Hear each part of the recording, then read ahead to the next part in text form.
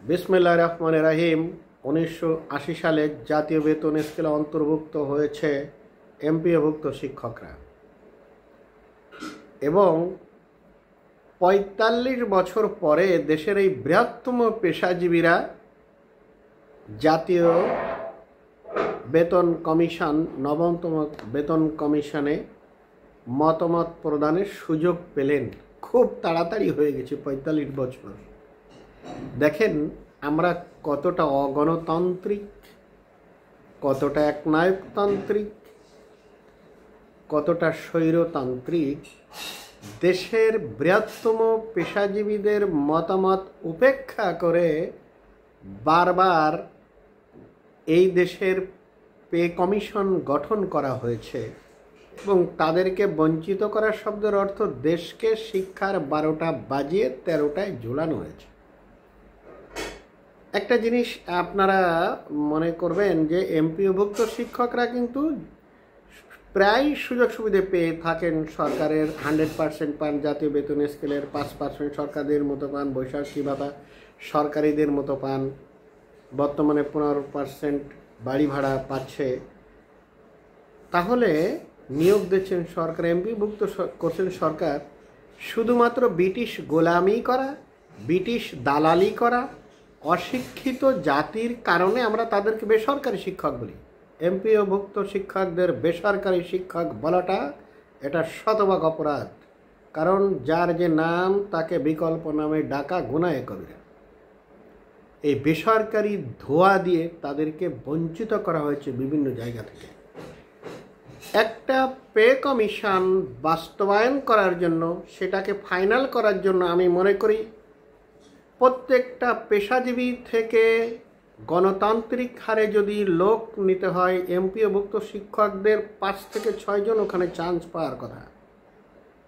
হ্যাঁ, এখানে তাদেরকে ডাকা হতো যদি দেশের টাকা কিভাবে ব্যয় করা হবে গণতান্ত্রিক সিস্টেম থাকতো, যে এই পে স্কেল বাস্তবায়ন করতে গেলে বৃহত্তম ক্ষুদ্রতম পেশাজীবীদের প্রত্যেকের ভোটের মাধ্যমে পাশ করতে হয়।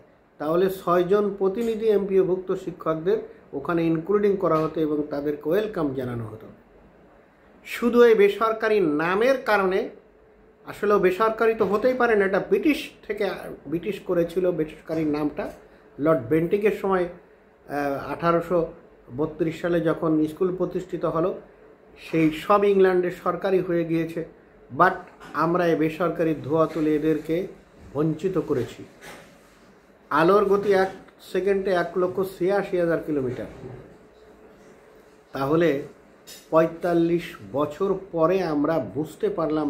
ধন্যবাদ নবম পে কমিশনের যে সকল ব্যক্তিবর্গ রয়েছেন, আপনারা গণতন্ত্র স্থাপন করার জন্য চেষ্টা করছেন, আপনারা অনুধাবন করতে পেরেছেন দেশের বৃহত্তম পেশাজীবীদের অন্তর্ভুক্ত করা দরকার। এটা যেন তেন বিষয় নয়, দেশের মৌলিক দায়িত্ব পালন করে এমপিওভুক্ত শিক্ষকরা। একটা দেশের অস্তিত্ব নির্ভর করে শিক্ষার উপর, যার শিক্ষার 97% মাধ্যমিকের দায়িত্ব পালন করে।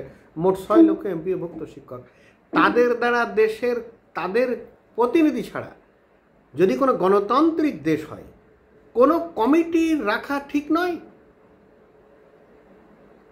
ইট ইজ কল্ড ডেমোক্রেসি।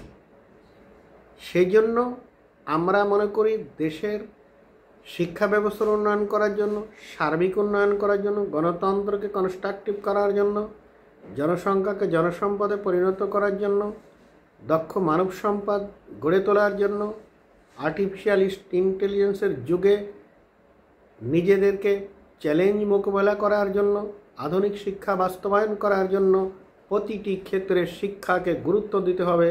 এবং বর্তমান সরকার সহ নবম পে কমিশনের যে সকল মহান ব্যক্তি এ দৃষ্টান্ত স্থাপন করলেন, তাদেরকে আমরা এমপিওভুক্ত শিক্ষকদের পক্ষ থেকে সেলুট জানাই। অনেকের তাদের কাছ থেকে অনেক কিছু শেখার আছে।